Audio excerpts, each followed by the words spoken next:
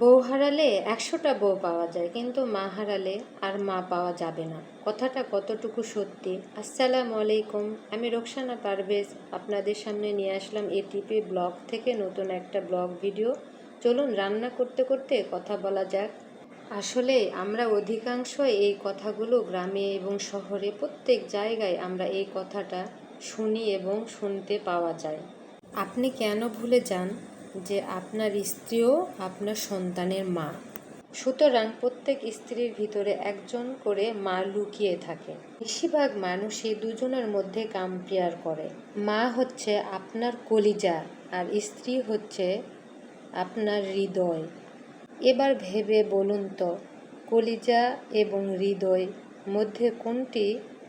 এ দুটার মধ্যে কি আপনি কখনো একটাকে ছেড়ে বেঁচে থাকতে পারবেন? না, পারবেন না। মানুষকে বেঁচে থাকতে হলে দুটোই প্রয়োজন, হৃদয় কলিজা দুটোই। তেমন মা স্ত্রী দুটোই প্রয়োজন। মাকে মার জায়গায় রাখুন, স্ত্রীকে স্ত্রীর জায়গায় রাখুন। অনেকে আছে যে শুধু মনে করে যে মাই একমাত্র সব, কিন্তু একটা মেয়ে আপনার জন্য সব কিছু ছেড়ে আপনার সন্তানদের জন্য তাদের মা হয়ে গড়ে ওঠা, তার পিছনে অনেকটা স্ট্রাগেল, অনেকটা কষ্ট তাদেরও লুকিয়ে থাকে। তাদেরও জীবনে একটা মা হওয়ার গল্প থাকে।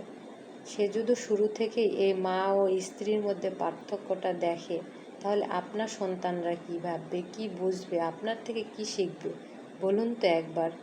আমি জানি ও মানি যে মা অনেক বড় আসনে আছেন। আল্লাহ তাআলা স্বয়ং মার অনেক বড় মর্যাদা দিয়েছেন। এটাও ভোলা যাবে না যে স্ত্রীকেও আল্লাহ তাআলা অনেক বড় একটা মর্যাদা দিয়েছে। মা জান্নাত, স্ত্রী দরজা। এবার বলুন তো ভাই, দরজায় যদি বন্ধ থাকে আপনি জান্নাতে প্রবেশ করবেন কোন রাস্তা দিয়ে?